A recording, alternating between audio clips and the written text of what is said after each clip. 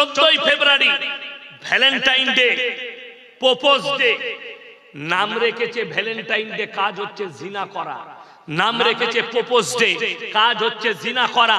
নাম রেখেছে chocolate day, কাজ হচ্ছে জিনা করা। নাম রেখেছে কিস ডে, কাজ হচ্ছে জিনা করা। এগুলো সব জিনার এক একটা পদ্ধতি। আমাদের সমাজের লোক খালি ভাবে শারীরিক মিলনটার নাম জিনা। কে বললো আপনাকে? চোখের জিনা, হাতের জিনা, কানের জিনা, মুখের জিনা, পায়ের জিনা, নফসের জিনা, শারীরিক জিনা। কথাটা বুঝে এসছে? নারীদিকে পর্দা কেন বলা হয়েছে? ইসলামে ফরজ করা হয়েছে। কোরআন ওই জন্য বলেছে ওয়াদরিব খুমুরিহিন্না আলা জুনুবিহিন, হে নারী তুমি পর্দা নির্ধারিত করো, তোমরা কোনোদিন ধর্ষিতা হবে না। যে বেঈমান আর নেমো হারামরা বলছে, যে শিক্ষিত গুমরা গুলো বলছে মেয়েরা যাইবা পোশাক পরলে তোমরা তাকাবে কেন? এখন মডেলিং কি দাঁড়িয়েছে জানেন? ছোট পোশাক পরাটাকে সমাজ বলছে এটা মডেলিং, মেয়েরা ছোট পোশাক পরবে। যদি ছোট পোশাক পরাটা নারীদের মডেলিং হয়, চাঁচল থানায় সব থেকে বড় মডেলিং হচ্ছে কুত্তাগুলো যারা কোনো পোশাকই পরে না। এটা লিখে দিয়ে যান। আমাকে যত গালি দিবে দাও, আমি তো গাল খাওয়া বক্তা, অসুবিধা নেই, আমি গাল খাবো, কিন্তু আমি হক কথা বলে যাব।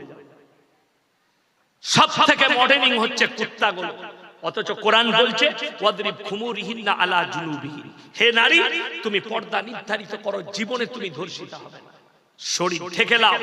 আল্লাহ রাসূলের হাদিস, মেয়েরা তিনটে কারণ ছাড়া বাড়ির বাইরে যেতে পাবে না। মুর্শিদাবাদ, মালদা, দিনাজপুর, 2 দিনাজপুর, 24 পরগনা, আরো কয়েকটা জেলায় দেখলাম জলসা হলে বিরাট ভাবে মেলা বসে। বসে না? বসে।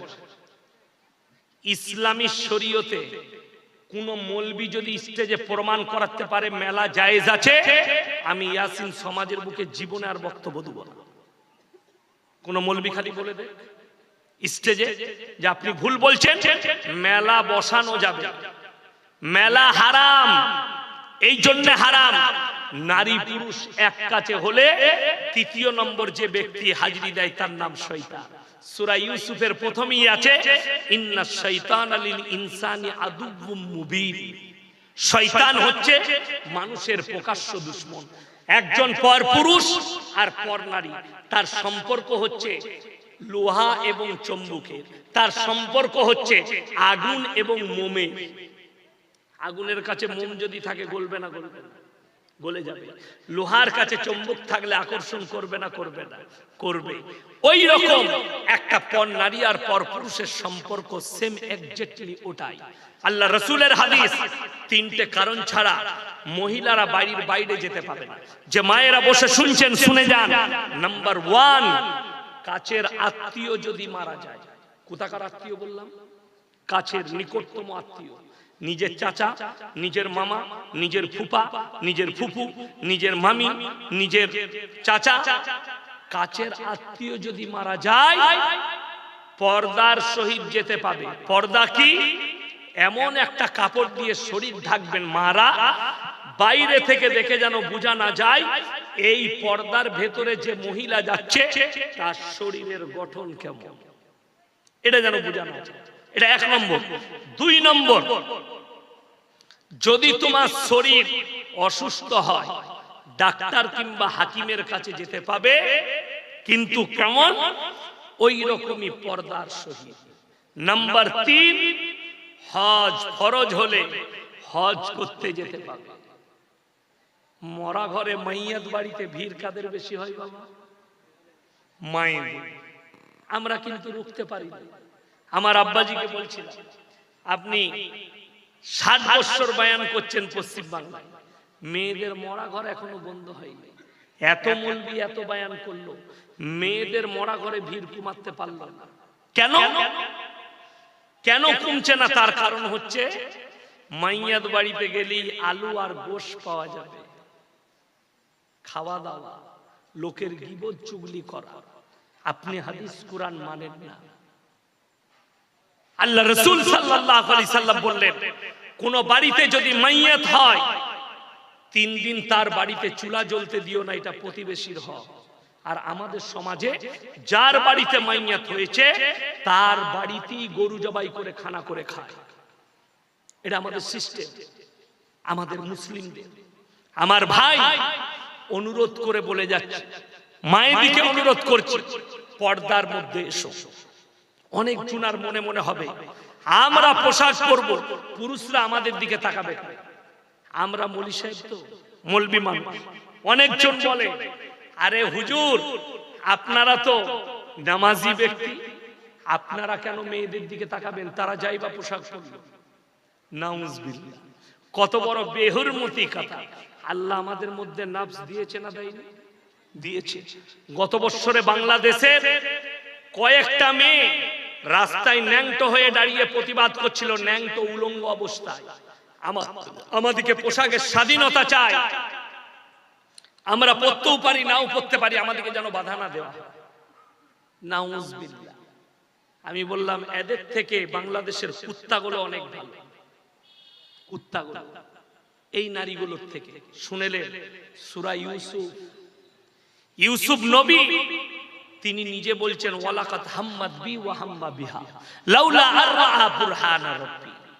জুলাইখা যখন নিজেকে বেবস্ত্র করে ইউসুফ নবীর সামনে এসেছে, নিজের শরীরকে দেখিয়েছে, ইউসুফ নবী বলছে শয়তান আমাকে ধোঁকা দিচ্ছিল, আল্লাহ বাঁচিয়েছে। জোরে বলুন সুবহানাল্লাহ।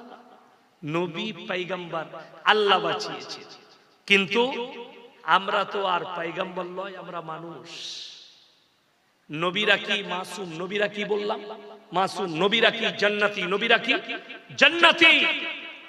আল্লাহ তাআলা হর হালতে নবী পয়গম্বরদের হিফাজত করেছেন। ইউনুস নবী মাছের পেটে 40 দিন, আল্লাহ মাছকে হজম করার হুকুম দেয়নি। জোরে বলুন সুবহানাল্লাহ। নূহ নবী নৌকার উপরে, গোটা পৃথিবী উতাল পাতাল চলছে, দরিয়া 1250 ফুট উপরে পানি। নূহ নবী দোয়া করলেন, বিসমিল্লাহি মাজরিহা ওয়া মুরসাহা ইন্না রাব্বি লাগফুরুর রহিম। আল্লাহ পানিকে হুকুম দিলে তোমার আর লড়ার ক্ষমতা নেই, আমার নূহ নবীর নৌকাটা স্থির করে দাও। পানি স্থির হয়ে গেছে আল্লাহর হুকুমে। জোরে বলুন সুবহানাল্লাহ। আগুনে ছুড়া হয়েছে ইব্রাহিম নবীকে, আল্লাহ তাআলা আগুনকে বললে কুল্লা ইয়া নারুকুনি বারদাও ওয়া সালামান আলা ইব্রাহিম। হে আগুন তুমি ক্ষান্ত হও আমার ইব্রাহিমের জন্য। ইব্রাহিমের একটা পশম পর্যন্ত আগুন জ্বালাতে পারেনি। জোরে বলুন না সুবহানাল্লাহ। আপনি বিশ্বাস রাখুন। মায়ের দিকে অনুরোধ করছি, 5 ওয়াক্তের নামাজি হন, আপনার বাড়িতে শান্তি আসবে, বাড়িতে বরকত আসবে, আপনার বাড়িতে শান্তি পাবেন, খেয়ে শান্তি পাবেন। যারা মনে করছেন টাকায় সুখ আছে, তাদের দিন বুঝে আসেনি, আল্লাহকে চিনতে পারেন। টাকায় যদি সুখ থাকতো, বড় লোকরা সব থেকে দামি খাবার খেত, আমরা গরিব মৌলবি আমরা কোথা থেকে পেতাম? কথাটা বুঝতে পারেন?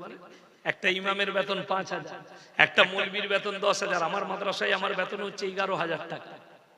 11,000। তাহলে এত দামি দামি খাবার আমাদের দস্তরখান, অনুভব করা যায়। আল্লাহর রাস্তায় যারা থাকবে দিনের পথে, আল্লাহ ইজ্জতের রুজি মৃত্যুকাল পর্যন্ত দিবে। আর রুজিটা ইজ্জতের রুজি মানে দেশি মুরগি আর খাসি নয়। ইজ্জতের রুজি মানে দস্তরখান আপনার সামনে লাগবে, খাবারের প্লেট আপনার কাছে আসবে। আপনি বাড়িতে খানা খাচ্ছেন, শুনেলেন হে আমার চাষিবাসী ভাইয়েরা, আপনি কাজ করেন, চাষ করেন, মাঠে খাটেন, আপনি মনে করছেন আমি সুখী নয়। আপনি চলে যান কলকাতায়, ফ্ল্যাটে বাস করে 1 কোটি টাকা, করোড় টাকার মালিক, কিন্তু রাতের বেলায় মদের বার থেকে মদ খেয়ে এসে সোফার উপরে স্বামী পড়ে আছে আর বিবি কুত্তার সঙ্গে শুয়ে আছে। আর আপনি এশার নামাজ পড়ে মসজিদে দোয়া করে গিয়ে বাড়িতে বিবির সঙ্গে একটা দস্তরখানে খানা খেয়েছেন, সবজি দিয়ে ভাত খেয়েছেন, না হলে ডাল। ফজর পর্যন্ত বিবির গলায় হাত রেখে ঘুমাতে পেরেছেন। আল্লাহর কসম, তুমি ওই কোটিপতির থেকেও আল্লাহ তোমাকে সুখী করেছে। জোরে বলুন সুবহানাল্লাহ। তুমি তার থেকেও বড় সুখী যে বিবির সঙ্গে সারা রাত গলায় হাত রেখে ঘুমাতে পেল। মহব্বতের সঙ্গে। যে ফ্যামিলিতে স্বামী স্ত্রী মহব্বত আছে সেই ফ্যামিলিতে মুরগি লাগবে না। যদি আলু সিদ্ধ ভাত খান আর বিবি স্বামী পরিবারের মধ্যে যদি শান্তি থাকে, তার থেকে বড় সুখ আর কিছু হতে পারে না। আমরা মনে করছি টাকায় সুখ। যারা মনে করছেন টাকায় সুখ আছে, কলকাতা প্রেসিডেন্টই জেলে যান আর পার্থ বাবুকে জিজ্ঞেস করে আসুন, স্যার টাকায় কত সুখ, উনি বলে দিবেন টাকায় কত সুখ আছে। না, টাকার সুখ শুনবেন। বর্তমানে সলমান খানকে একজন মারার হুমকি দিয়েছে, তার বাড়ির চারিদিকে ক্যামেরা, 70টা 50 থেকে 70টা পুলিশ ঘরটা 24 ঘন্টা ঘিরে রেখেছে। তার নাম আল্লাহ, তার নাম আল্লাহ। আর আপনি সকালবেলায় উঠে মসজিদে ফজরের নামাজ পড়ছেন, চায়ের দোকানে বসে চা খাচ্ছেন, না হলে বিবির কাছে গিয়ে বিবির তৈরি করা 1 কাপ চা খাচ্ছেন, বিবিকে বাজারটা করে এনে দিচ্ছেন, বিবির কপালে চুম্বন দিচ্ছেন, বিবির সঙ্গে সুখে আছেন। এর থেকে দামি সুখ আর পৃথিবীতে কিছু হতে পারে না।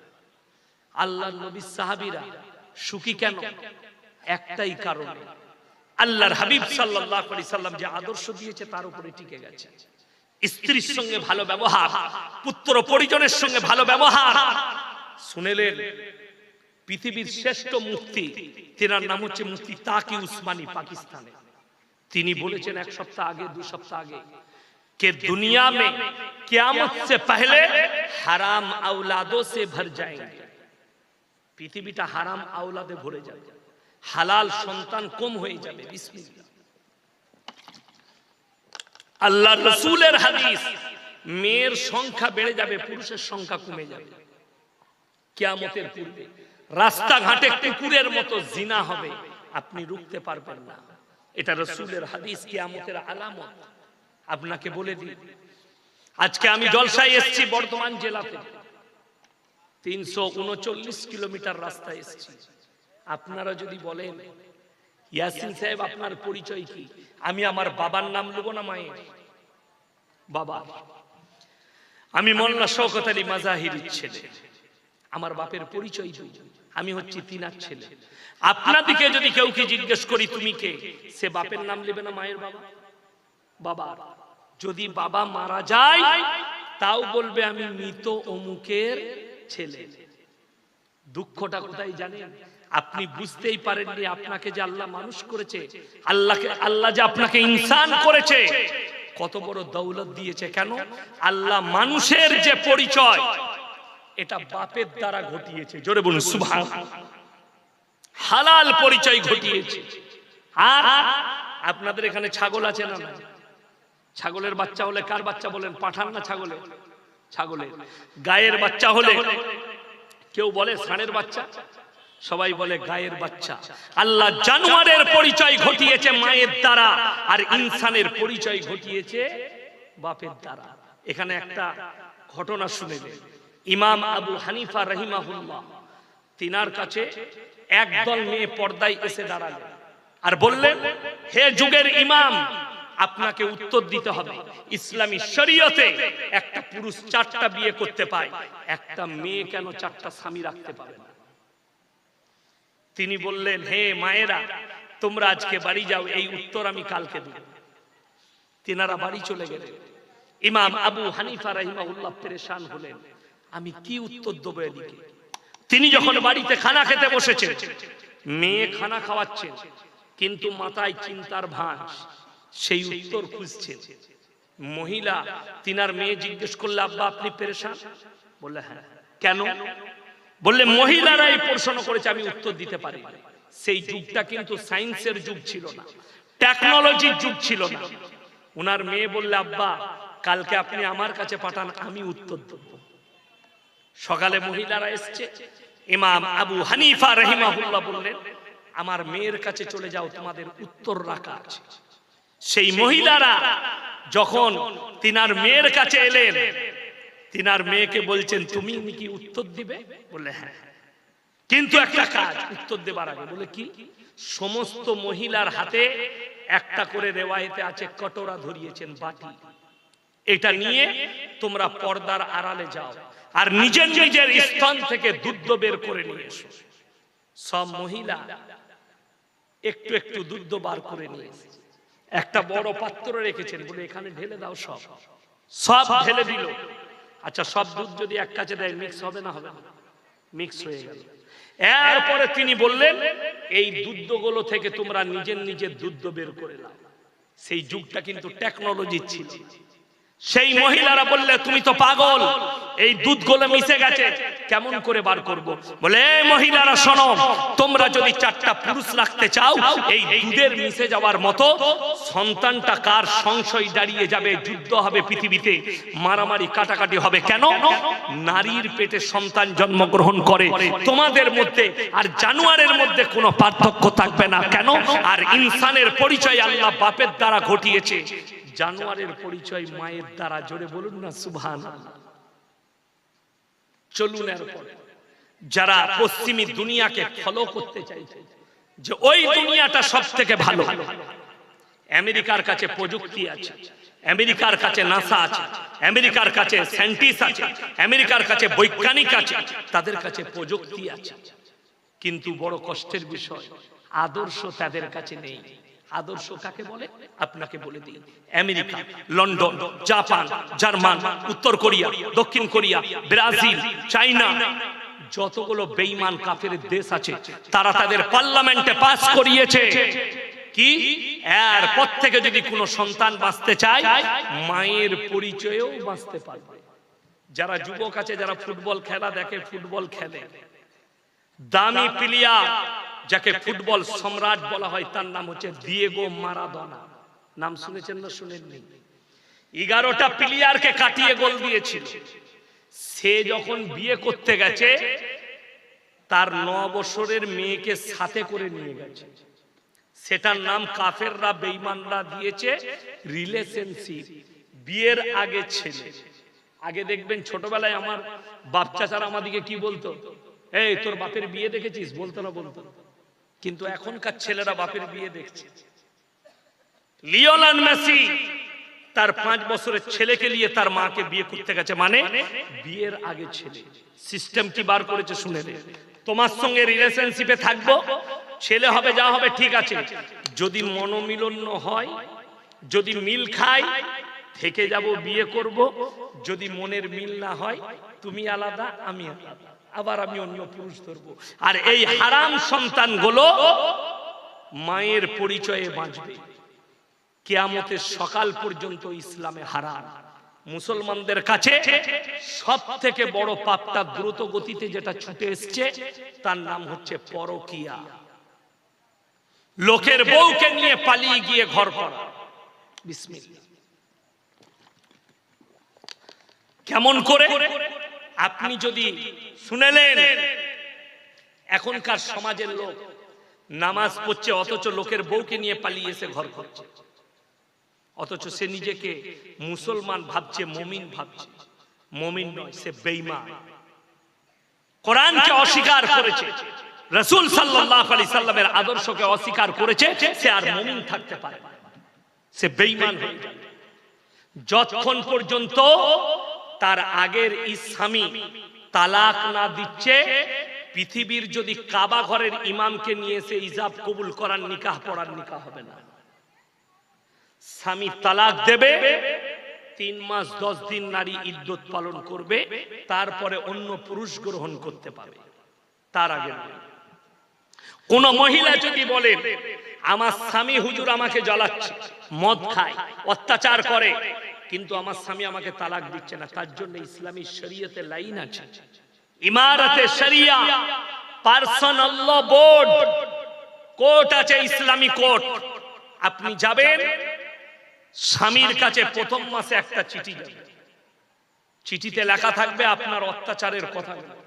স্বামী যদি উত্তর না দেয়, দ্বিতীয় মাসে চিঠি যাবে, উত্তর এলো না, তৃতীয় মাসে চিঠি যাবে, উত্তর এলো না, তার নাম হচ্ছে খোলা তালাক।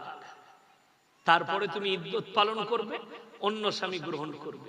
কিন্তু তালাক হওয়ার আগে যদি কেউ পালিয়ে যায় আর তার সঙ্গে ঘর করে, আমি আল্লাহর কসম খেয়ে বলে যাচ্ছি, পৃথিবীর যত দামি লোককে দিই, দামি মৌলবীকে দিই নিকাহ পড়ান, নিকাহ হারাম, নিকাহ হবে না। এই কথাটা মুসলমান নারী পুরুষকে বুঝতে হবে। ইসলামে কিয়ামতের সকাল পর্যন্ত হারামটাকে হালাল করা যাবে যাবে সকাল পর্যন্ত কিয়ামতে। ওই জন্য প্রত্যেকটা ভাই ইমানের উপরে টিকবো। জোরে হাত তুলে বলুন ইনশাআল্লাহ। আমরা আমার ইমানকে মজবুত করব, বিবিদিকে দিন বুঝাবো, ইসলাম বুঝাবো। আমার ভাই, আপনি অবাক হবেন বেঈমান কাফেররা কিভাবে আপনার ঈমানগুলোকে চ্যুত করছে, আপনাকে লাইনচ্যুত করছে, আপনি অনুভব করতে পারবেন তারা কিভাবে করছে। আপনি কি ভেবেছেন তারা আপনার পেছনে মেহনত করেনি? 24 ঘন্টা মেহনত। সব থেকে দামি মেহনত যেটা কামিয়াব হয়েছে তার নাম মোবাইল। এই মোবাইলটা 90% ক্ষতি করেছে, 10% লাভ পেয়েছে। লাভটা কার? যারা ব্যবসায়ী তাদের, যারা কাজ কারবার করে তাদের। আপনার সন্তানকে মোবাইল দিয়েছেন, ক্ষতি করেছে। আপনার মেয়েকে মোবাইল দিয়েছেন, ক্ষতি করেছে। বড় ক্ষতি যতগুলো ছেলে মেয়েকে তাদের বাবা মারা মোবাইল কিনে দিয়েছে আর এই মোবাইলের দ্বারা জিনায় লিপ্ত হয়েছে, ওই পাপের ভার মা বাবারাও পাবে। লিখে নিয়ে যান, মা বাবারাও পাবে। বেশিরভাগ স্কুল কলেজের ছেলেরা নিজেদের যৌবনকে শেষ করে দিচ্ছে বিবাহে, তারপরে তাদের দাম্পত্য জীবনটা শেষ হয়ে যাচ্ছে। পুরুষের দাম্পত্য জীবন শান্তি নেই, সুখ নেই। তারা মৌলবীর কাছে ছুটছে, ডাক্তারের কাছে ছুটছে, ওষুধওয়ালার কাছে ছুটছে যে যা হোক করে ওষুধ দেন, আমার যৌবন ক্ষমতা শেষ। বহু একটা নদিয়া ডিস্ট্রিক্টের ছেলে, কোন জায়গার বলবো না, আমাকে ফোন করে বলছে, হুজুর আমি এমন একটা পাপে জড়িয়েছি, আমি প্রত্যেকদিন নামাজও পড়ি, 5 ওয়াক্তের হস্তমৈথুন করি। আমি বললাম নাউজুবিল্লাহ, তুমি এত বড় পাপে জড়িয়ে কি করব হুজুর, কি করে বাঁচবে? আমি বললাম তোমার কাছে মোবাইল কি আছে? বললে অ্যান্ড্রয়েড মোবাইল আছে, স্ক্রিন টাচ। আমি বললাম মোবাইল বেচে দাও, ছোট মোবাইল কিনো কথা বলার জন্য। 3 মাস না হলে মোবাইলটা সুইচ অফ করে মায়ের হাতে বাবার হাতে দিয়ে দাও যদি বাঁচতে চাও। নামাজ পড়ো, প্রতি নামাজের পরে 100 বার ইস্তেগফার পড়ো, আল্লাহ তোমাকে হেফাজত করবে। আল্লাহর কাছে কাঁদো আল্লাহ পাপ থেকে। তোমার যদি মনে হয় আমার বিয়ে করা জরুরি, তো খুব তাড়াতাড়ি তুমি বিবাহ করে নাও। ছেলের যদি উপযুক্ত বিবাহ বয়স হয়, আর কোন মা বাবা যদি তার বিয়ের জন্য কোন রকমের কোন ভ্রুক্ষেপ না দেয়, সেই ছেলের নিজের পছন্দ মতো বিয়ে করা জায়েজ আছে। আপনাদের জানা নাই মাসলা? যদি কোন মা বাবা, আমাদের সমাজের কি উদ্দেশ্য, নিজের পায়ে দাঁড়াও তারপরে বিয়ে করবে, কিন্তু ইসলাম এটা বলেনি। রুজির মালিক সকলে বলুন কে? রুজির মালিক যদি আল্লাহ হয়, আপনাকে, আমার যেদিনে বিয়ে হয়েছে, আমার যখন বিয়ে হয়েছে, আমার মাদ্রাসায় কত বেতন ছিল জানেন? 2000। কত বললাম? 2000 টাকা বেতন। আমার আব্বাজি বললে রুজির মালিক আল্লাহ, তুমি বিবাহ করো। আল্লাহ সুখী করেছে। আজ পর্যন্ত যেদিনে 2000 ছিল, সেই দিন থেকে আজ পর্যন্ত কোনোদিন আল্লাহ অভাব দেয়নি। আপনার বিশ্বাস আর ইয়াকিন আল্লাহর উপরে থাকতে হবে। আপনার বিশ্বাস আল্লাহর উপরে থাকতে হবে যে রুজির মালিক আল্লাহ। ওই জন্য তো কোরআনে আছে, ওয়ালা তাকতুলু আওলাদাকুম খাশিয়াতা ইমলাক নাহনু নারযুকুহুম ওয়া ইয়্যা। তোমরা দরিদ্রতার ভয়ে তোমাদের সন্তানকে কতল করো না। যারা মায়ের পেটের বাচ্চাকে নষ্ট করে, কতল করে দেয়। আমি একজন আমার উস্তাদকে জিজ্ঞেস করলাম, मुफ्ती यूसुफ साहब ताउली के हजरत, जो लोग अपने पेट के कोख के बच्चे को कत्ल कर मार देते हैं दवाई से, इंजेक्शन से, इनका क्या होगा? हजरत बोले, भाई उनको कहो कि अल्लाह से माफी मांगे और अल्लाह का मर्जी है या माफ करे या ना करे, ये अल्लाह का मर्जी है। बड़ो पाप পেটের সন্তানকে কতল করা। যারা মনে করছেন আমার স্ত্রীর পেটে 5 মাসের বাচ্চা নষ্ট করে দিয়েছি, লিভার প্রয়োজন মনে করিনি, অভাবের ভয়ে, তারা কান খুলে শুনে যান। যারা অভাবের ভয়ে নষ্ট করেন আর মনে মনে ভাবছেন রক্ত হয়ে নেমে গেছে পিসাবের রাস্তা দিয়ে পায়খানার চেম্বারে নদ নদী নালায় পৌঁছে গেছে, তাদেরকে কোরআন শোনাচ্ছি 29 পারা সূরা কিয়ামা। আল্লাহ কসম খেলেন, লা উকসিমু বিয়াউমিল কিয়ামা, আমি কসম খাচ্ছি কিয়ামতের দিনে, ওয়ালা উকসিমু বিন্নাফসিল লাওয়ামা, আর আমি কসম খাচ্ছি ওই সমস্ত আত্মার, আয়াহসাবুল ইনসানু আল্লান নাজমা ইযামা বালা কাদিরিনা আলা আন নুসাউবিয়া বানানা, যারা মনে করে আমরা মরে যাওয়ার পরে, মিটে যাওয়ার পরে আল্লাহ পুনরায় কি করে দাঁড় করাবেন। আল্লাহ উদাহরণ দিয়েছেন কোরআনে, এক জায়গায় অন্য জায়গায় বলেছেন, এই যে ঘাস দেখছেন এগুলো বৃষ্টি হওয়ার কারণে বের হয়েছে না হয়নি? বৃষ্টি হওয়ার কারণে। আচ্ছা, বৈশাখ জ্যৈষ্ঠ মাসে এই ঘাসগুলো থাকবে না মরে যাবে? সব শুকিয়ে মারা যায়। আল্লাহ কোরআনে বললেন, যেমন ভাবে ঘাস মারা যায়, আবার আষাঢ় মাসে বৃষ্টি বর্ষণ করে আমি আল্লাহ তাদেরকে জীবিত করে তুলি, ওইভাবে মানুষকে পুনরায় জীবিত করার ক্ষমতা আমার আল্লাহর আছে। জোরে বলুন সুবহানাল্লাহ। বালা কাদিরিনা আলা আন নুসাউবিয়া বানানা বাল ইউরিদুল ইনসানু লিয়াফজুরা আমামা, শুধু মানুষের আকৃতি নয়, তোমাদের আঙ্গুলে যে দাগ আর লাকির আছে, আমি ওইভাবে মানুষকে পুনরায় জীবিত করব। আপনার চোখ দিয়ে পানি আসা দরকার, যারা পেটের বাচ্চা সন্তান নষ্ট করছে, যারা বাচ্চাকে নষ্ট করে দেয়।